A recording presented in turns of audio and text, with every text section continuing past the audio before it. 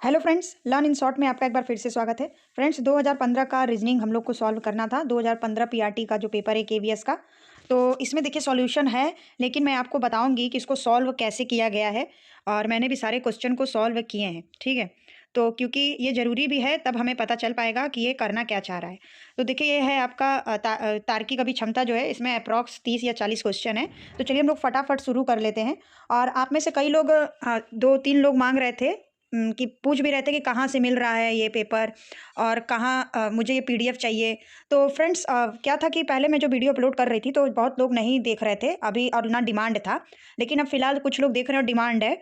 तो फिर मैं जैसे ही एक पेपर कंप्लीट करवा दूंगी तो मैं आपको, आप मेरे टेलीग्राम चैनल में लिंक प्रोवाइड कर दूंगी डिस्क्रिप्शन में, तो आप लिंक से ऐड होकर टेलीग्राम पे जाकर मैं आपको इसका पेपर प्रोवाइड करवा दूंगी, जल्दी करवा दूंगी, ताकि आप एक बार रिवीजन कर सके।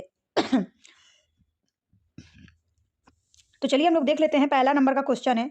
इस तरीके का क्वेश्चन आप लोग सॉल्व किए होंगे कि ये देखिए, थ्रीव्स है उसको ऐसे लिखा गया है, THTIUHRU ऐसे करके। तो सोलफुल को कैसे लिखेंगे? तो देखिए इस तरीके के क्वेश्चन बनते कैसे हैं। आपको दिख रहा है कि ए नंबर सही है, तो ये ए नंबर बना कैसे? तो देखिए यहाँ पे नीचे ये सॉल्यूशन हम लोग देख लेते हैं। इसमें मैं आपको सॉल्यूशन ये जो इनका दिया हुआ है ये दिखा रही हूँ। अदरवाइज कुछ एक दो क्वेश्चन में मुझे कुछ मिस्टेक लगा था। और क्योंकि इसमें क्या है कि मैं ऐसे वाइट पेज वगैरह तो नहीं है, और मोबाइल में मैं आपको ये वीडियो भी बना रही हूँ, तो इस वजह से चलिए मैं आपको फिर भी बताने का कोशिश करती हूँ। तो देखिए ये कहना क्या चाह रहा है कि जो थ्रिप्स है उसको इस लैंग्वेज में लिखा जा रहा है, और कैसे किसका संबंध है। तो सोलफुल का क्या होगा, तो आइए हम लोग उसको देख लेते हैं। तो देखिए यहाँ पे हो क्या रहा है, यहाँ पे क्रॉस मैच हो रहा है। अगर आपने इस तरीके का क्वेश्चन किया होगा, और आपको अल्फ़ाबेट में A to Z तक का सबका नंबरिंग याद होना चाहिए कि कौन किस नंबर पे आता है, ठीक है। तो अगर आपको याद होगा, मैंने आपने किया होगा, तो टी का देखिए यू बन रहा है, ये प्लस और माइनस वाला है कि कैसे हो रहा है, ठीक है। तो एक प्लस हो रहा है, और सेकंड वाले में एक माइनस हो रहा है, और उसके बाद यहाँ पे देखिए एक आपका माइनस हो रहा है, ठीक है। तो देखिए यहाँ कैसे बना, ये टी का यू बन गया, आर का एस बन गया, PQRSTU, RSTU। चाहे तो आप बिना ऐसे प्लस माइनस किए भी अल्फ़ाबेट याद करके कर सकते हैं। और GHI यहाँ पे ऐसे बन गया, HI, ठीक है। और फिर उसके बाद यहाँ पे उल्टा हो गया, आई ऊपर हो गया, एच नीचे हो गया, HI। चाहे तो आप ऐसे भी देख सकते हैं, माइनस ना देखे तो HI। और यहाँ पे डी के बाद आपको पता है कि ई आता है, और पहले डी आता है, ठीक है। उसके बाद RS, यहाँ पे देखा था ना आपने कि एस का आर बन रहा था, और यहाँ पे आपका यू का वी बन जाएगा, ठीक है। तो इसी तरह सोलफुल का हो जाएगा। सोलफुल का भी देखिए ऐसा ही हो जाएगा, प्लस एक कर लेना है अगर प्लस माइनस की तरह करना चाहते हैं तो, नहीं तो ऐसे भी कर सकते हैं आप, MNOP और STUV, ऐसे समझ गए होंगे आप। KL ऊपर की तरफ जा रहा है, और सेम आपका ऐसे ये भी बन गया, ठीक है। बढ़ते हैं नेक्स्ट क्वेश्चन की तरफ। सेकंड क्वेश्चन है ये आपका दिशा वाला। मोहन दक्षिण दिशा में 30 मीटर चला, फिर बाईं ओर मुड़ा, और फिर 15 मीटर चला। उसके बाद वो दाईं ओर मुड़ा और 20 मीटर चला, फिर वो दोबारा दाईं ओर मुड़ा और 15 मीटर चला। चलना शुरू करने के स्थान से वो कितने दूरी पर है? तो देखिए इस तरीके के क्वेश्चन का मैं आपको आज एक ट्रिक बताती हूँ, जो जो ये वीडियो देख रहे हैं उनके लिए बहुत हेल्पफुल हो जाएगा। देखिए बोल क्या रहा है कि चाहे तो आप कैसे कर सकते हैं कि मोहन दक्षिण दिशा से मोहन दक्षिण दिशा में 30 मीटर चला। चाहे तो आप ऐसे बना के कर सकते हैं कि वो दक्षिण जा रहा है या दक्षिण से आ रहा है, ठीक है। दक्षिण आपको पता है कि साउथ ऊपर होता है, सॉरी साउथ नीचे होता है, ईस्ट वेस्ट नॉर्थ साउथ, ठीक है। तो चाहे तो आप ऐसे कर सकते हैं, अदरवाइज आप क्या कर सकते हैं कि इसमें देखिए आंसर आपका है 50 मीटर। तो देखिए आप ऐसे कर सकते हैं, जैसे ज़्यादा क्वेश्चन दे तो आपको 15 से 15 काट देना है, और 20 में आपको 30 प्लस कर देना है, तो ये आपका 50 आ जाएगा। अगर आपको सेटिस्फाइड आप नहीं रहे तो आप ऐसे फिर कर सकते हैं कि दक्षिण चला, बाएं मुड़ा, दाएं मुड़ा, ऐसे करके भी आप सॉल्व कर सकते हैं। तो इसका आ जाएगा 50 मीटर। देखिए ये बनाया है ना, तो चाहे तो आप वैसे भी कर सकते हैं। लेकिन एग्जाम टाइम में मुझे पता है कि आप लोग ऐसे ही करेंगे, क्योंकि सेटिस्फाइड नहीं रहता इंसान। चलिए नीचे दी गई श्रृंखला में अगला अक्षर कौन सा है? अक्षर क्या होना चाहिए? तो देखिए यहाँ पे है PQRST, A B। इसको चलिए हम लोग पहले बांट लेते हैं। PQRST, ABCDE, PQR, यहाँ पे देखिए टी मिसिंग है, ABCDE, PQRS, ABCD और PQ। तो देखिए आंसर जो है इसका हो जाएगा A, R मिसिंग है। PQRS और PQR। ठीक है, इसका हम लोग सॉल्व नहीं देखेंगे, इसको हम लोगों ने कर लिया। किसी कूट भाषा में हाउ कैन यू गो को जा डा का पा लिखते हैं।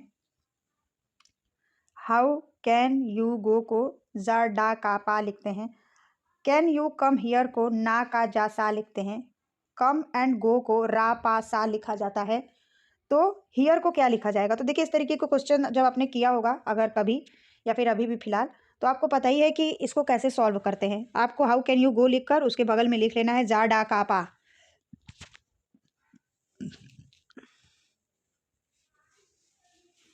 उसके बाद फिर तो आपको फिर मैच कर लेना होता है कि कौन सा अक्षर 2 बार आ रहा है और कौन सा उसके साइड वाले में भी 2 बार आ रहा है। तो देखिए, यहाँ पे हियर को पूछा गया है, तो इसमें तो मुझे लिखने का जगह नहीं है, लेकिन देखिए फिर भी देख लेते हैं। हाउ देखिए 1 बार है, कैन 2 बार है, यू भी 2 बार है, और गो भी 2 बार है, और how can you go, can you come here, और कम भी आपका 2 बार है, हियर आपका 1 ही बार है, यू दो बार है, और एंड भी आपका 1 ही बार है। तो हम लोग सीधे आंसर देख लेते हैं। ऐसे तो मैं सॉल्व करा सकती हूँ, लेकिन इसमें जगह नहीं है और मुझे पूरा हाथ से लिखना भी पड़ेगा, लेकिन मैं आपको बता देती हूँ तभी आप समझ पाएंगे ना।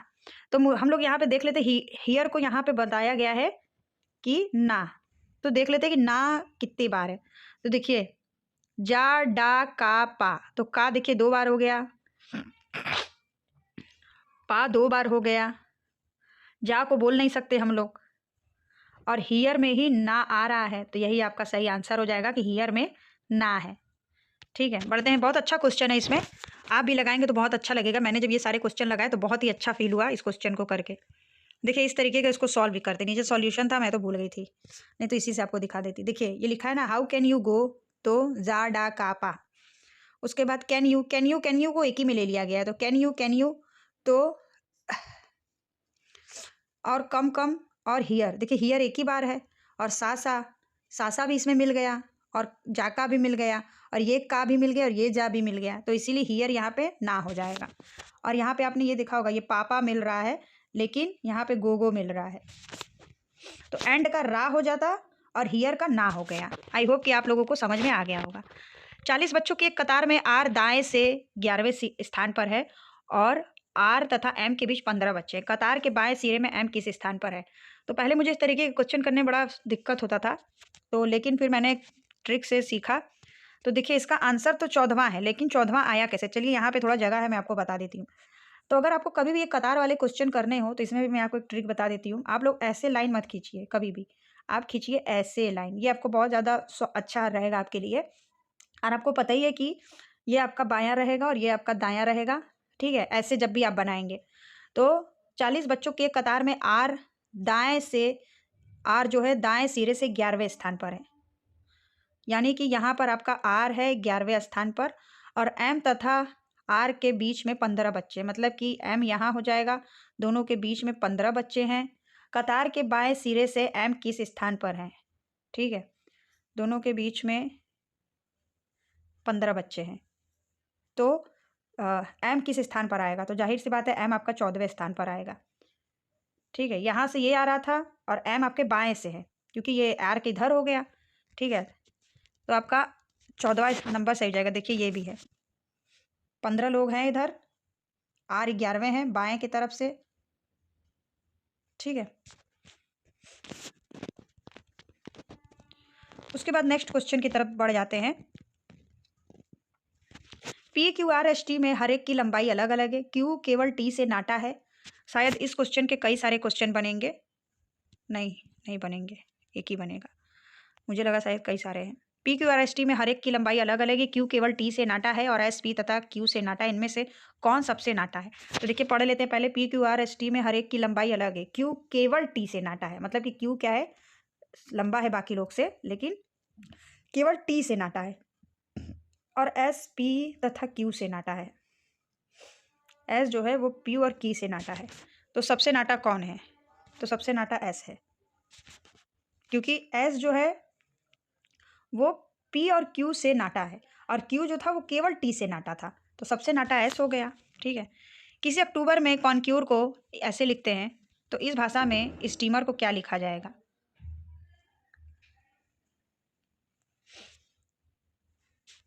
ये भी आपका वैसा ही है जैसे अभी हम लोगों ने ऊपर सॉल्व किया था। सही आंसर है इसका DSRBQLD। लेकिन देख लेते हैं, इसका मैं आपको इससे सॉल्व करा देती हूँ। देखिए इसमें भी प्लस माइनस वाला है कि B का C हो गया, BC, चाहे तो आप प्लस माइनस करके भी देख सकते हैं, लेकिन मैं ज़्यादातर ऐसे देख लेती हूँ कि B का C मतलब BCMN,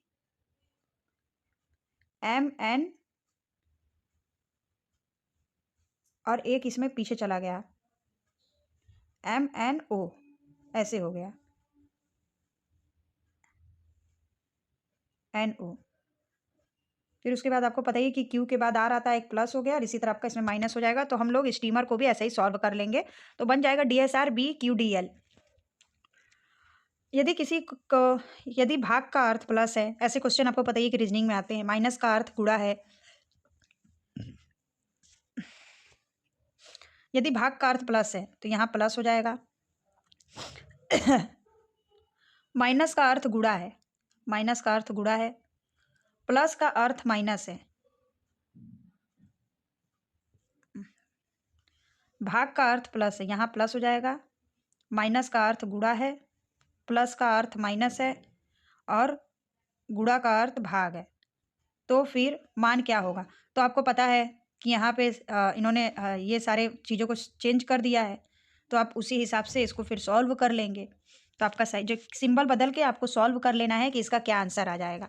तो पहले जो था, चाहे तो आप बॉडमास के रूल से कर लीजिए या नॉर्मल रूल से कर लीजिए, आंसर जो है वो आपका आ जाएगा 12। चाहे तो आप ऐसे सॉल्व करके भी देख सकते हैं।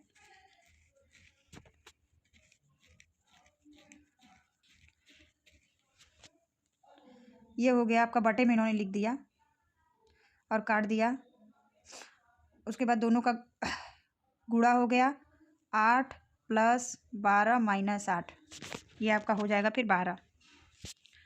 8 को प्लस करेंगे, माइनस को 8 कर देंगे, फिर 20 में से -8 कर देंगे, तो आपका 12 बच जाएगा। देखिए इस तरह का क्वेश्चन रेलवे में बहुत ज़्यादा पूछा था, 2-3 ठो पूछा था।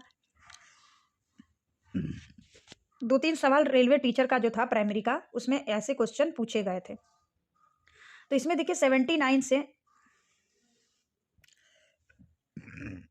83 क्वेश्चन है कि यही सारे क्वेश्चन है, सिंबल है, इसको आप देख लीजिए। फिर हम लोग पूछते हैं कि निम्नलिखित में से क्या बाएं सिरे से 15वें स्थान की ओर से तीसरे स्थान पर है? बाएं सिरे से 15वें स्थान का फिर तीसरा, तो आपको क्या करना है, सबको मैंने सॉल्यूशन के टाइम में गिन लिया था, आपको यहाँ पे 15 गिन लेना है बाएं सिरे से। तो आपको पता ही, आपको हमेशा अपना बायां देखना है, और 15वें स्थान की बाईं ओर से तीसरे स्थान पर है, तो यहाँ पर आपका सही आंसर हो जाएगा @ ये 15वें स्थान से फिर हमें बायां देखना है, ठीक है।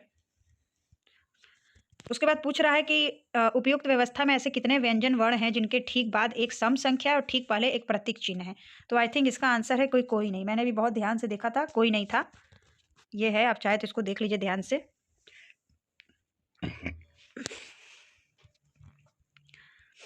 तो कोई नहीं इसका आंसर। उपयुक्त व्यवस्था के आधार पर निम्नलिखित श्रृंखला प्रश्न में चिन्ह क्वेश्चन मार्क की जगह क्या होना चाहिए?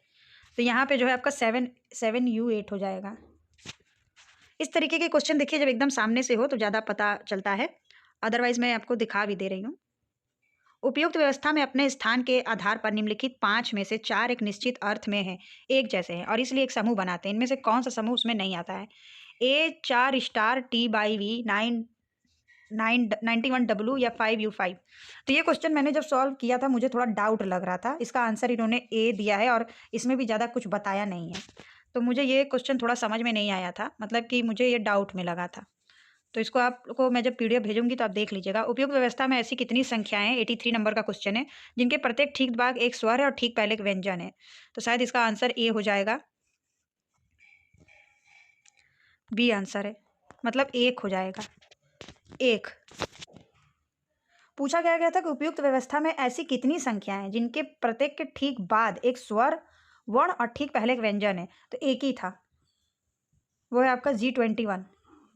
मतलब टू आपका एक संख्या है, उसके पहले उसके दाईं ओर एक आपका स्वर है, बाईं ओर एक आपका व्यंजन है। क्वेश्चन नंबर 84 से और 87 तक क्या है कि आपको ये आपको कथन दिया हुआ है, उसी हिसाब से आपको देखना है। तो चलिए देख लेते हैं कि किसी लोहार के पास लोहे की 5 वस्तुएं हैं, A B C D E, जिनके प्रत्येक अलग अलग वजन है। ए का वजन बी के वजन का दुगुना है, बी का वजन सी के वजन के 4.5 गुना है, सी का वजन डी के वजन का आधा है, डी का वजन ई के वजन का आधा है, ई का वजन ए से कम है लेकिन सी से ज़्यादा है। तो इसी पर आधारित क्वेश्चन बना है। तो देखते हैं 84 नंबर का क्वेश्चन है, निम्नलिखित में से किसका वजन सबसे कम है।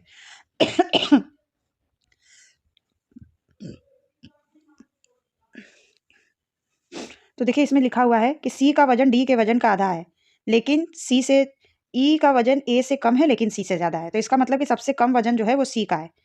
तो आंसर आपका सी सही हो जाएगा।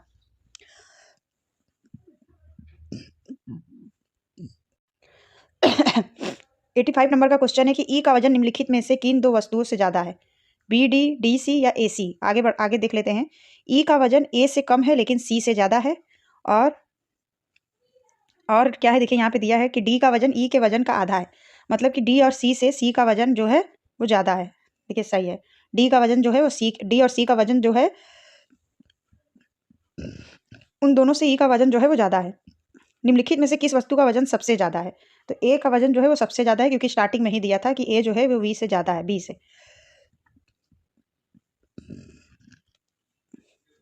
वस्तुओं के वजन का सही घटता हुआ क्रम निम्नलिखित में से क्या है। तो इस देखिए मैं A B C D E और डी लिखा है, इसमें घटता क्रम पूछा है, लेकिन मुझे तो लग रहा है कि ये बढ़ते क्रम में दे दिए हैं, क्योंकि ए का वजन जो था सबसे ज़्यादा था। तो यहाँ पे मुझे ये डाउट लगा है, तो इसको स्टार आप बना लीजिएगा। घटता क्रम पूछने का मतलब है कि इनका होना चाहिए सी डी या फिर डी सी, लेकिन इन्होंने ऐसे दिया है। बाकी शायद ये ऐसे करके निकाला हुआ है, तो आप इससे भी देख सकते हैं। आंसर आप इसका ए ही है, लेकिन मुझे थोड़ा ये डाउटफुल लगा। चलिए अब संख्या शब्द का चुनाव करना है कि 4 के बाद 16 है, तो 9 के बाद क्या होना चाहिए। तो देखिए आपको पता ही है कि 4 चौके 16 होता है, 9 नवा 81 होता है। तो यहाँ पे 81 जो है वो आपका सही हो जाएगा। स्क्वायर और क्यूब से काफ़ी क्वेश्चन बनते हैं, तो उस हिसाब से आपको देख लेना है। GHI J CEGI, तो उसके बाद PQRS का क्या होगा। इसका आपका पहला हो जाएगा। हम लोग सॉल्यूशन देख लेते हैं। देखिए यहाँ पे क्रॉस वाला है जो हम लोगों ने ऊपर किया था, सेम वैसा ही है। 400 का 20 है, तो 121 का क्या हो जाएगा। तो यहाँ पे 121 का 11 हो जाएगा। 20 का स्क्वायर 400 होता है, तो 11 का स्क्वायर 180 होता है। उसके बाद 4 का यहाँ पर 12 से 4 है, और फिर 15 से क्या होगा, तो 5 हो जाएगा यहाँ पे, क्योंकि देखिए 4 तिरिक 12 होता है और 5 तिरिक 15, तो यहाँ पे 5 हो जाएगा। तो ये सब काफ़ी ईजी है। अगले क्वेश्चन की तरफ बढ़ते हैं। थोड़ा मैथ का आगे 1-2 क्वेश्चन है। 7 का 35 है, तो 8 का क्या हो जाएगा। तो ये थोड़ा सा जोड़ने घटाने वाला है, 48 है। इसका सॉल्यूशन एक बार आप देख लीजिए। देखिए ये है आपका 7 गुणे 5 35, और यहाँ पे है 8 गुणे 6 48, तो इसीलिए आपका 48 आंसर सही हो जाएगा। 7 का -2 करना है तो 5 हो जाएगा, 8 का -2 करना है तो 6 हो जाएगा।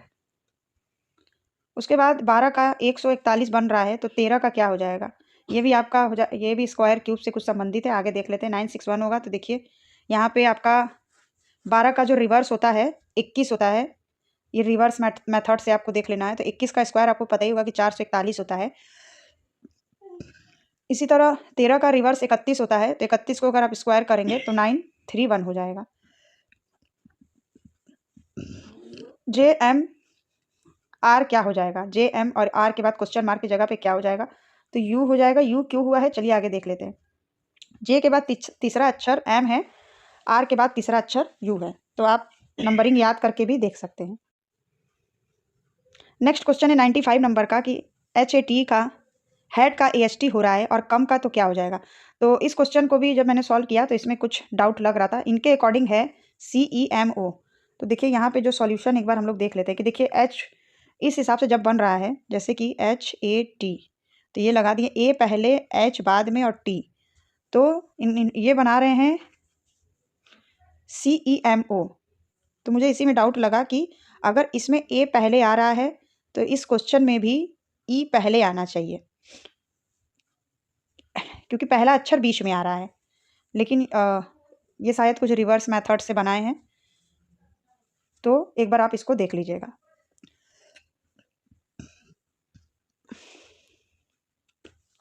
दस का यहाँ पे 999 बन रहा है, 96 नंबर का क्वेश्चन है। तो 11 का क्या बनेगा? तो 11 का यहाँ पे 1330 बन जाएगा। चलिए आगे देख लेते हैं कि कैसे बनेगा। ये देखिए 10 का क्यूब करके -1 कर दिए हैं इन्होंने। 10 का क्यूब करके -1 तो आपका बन जाएगा 999। 11 का क्यूब करके बन जाएगा आपका 13 से 31 -1 होकर 1330 हो जाएगा। ये क्वेश्चन बहुत ईजी है। ABCDEF तो GH हो जाएगा। यदि P का अर्थ माइनस है, Q का अर्थ इंटू है, R का अर्थ प्लस है तो S और S का अर्थ प्लस है, तो समीकरण में क्या होगा? तो यहाँ पे आपको जो जिसका अर्थ है वो रख लेना है और उसके बाद आपको प्लस माइनस करके इंटू करके यहाँ पे आपका 32 आ जाएगा। मतलब Q के जगह पे आपको माइनस रख देना है, सॉरी P के जगह पे आपको माइनस रख देना है, Q के जगह पे आपको इंटू रख देना है और R के जगह पे आपको प्लस रख देना है। तो इसी तरह से आपको इसको सॉल्व कर लेना है। 99 नंबर का क्वेश्चन है कि दिए गए समीकरण में गणितीय चिन्हों का कौन सा क्रम स्टार का स्थान ले सकता है? तो ये आपको उसी हिसाब से सॉल्व करना है। आई थिंक इसका आंसर डी हो जाएगा। कि आपको क्या करेंगे कि 31 आ जाए तो आपको यहाँ पे गुणे और माइनस का निशान लगाना है। मतलब आपको 8 से 5 को गुणा करना है, उसमें से -9 कर देना है। 8 × 5 = 40 -9 31 हो जाएगा। यदि टी का अर्थ, देखिए इस तरीके के क्वेश्चन काफ़ी हैं। यदि टी का अर्थ x है, यू का अर्थ माइनस है, वी का अर्थ डिवाइड है, डब्ल्यू का अर्थ प्लस है, तो इसी तरह आपको यहाँ पे सारे सिंबल को रख लेना है अल्फ़ाबेट के जगह पे और उसको सॉल्व कर लेना है। आंसर आपका सी आ जाएगा 135।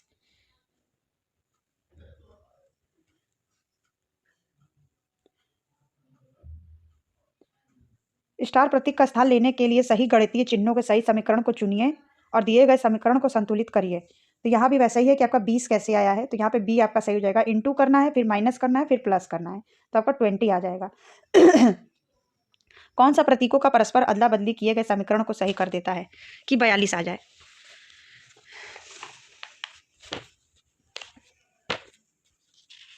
तो यहाँ पे आपका हो जाएगा प्लस, डिवाइडेड और प्लस को आपको बदल देना है। यहाँ पे आपको प्लस कर देना है और यहाँ पे आपको डिवाइडेड कर देना है। इसी को बदल देंगे तो आंसर आपका सी आ जाएगा।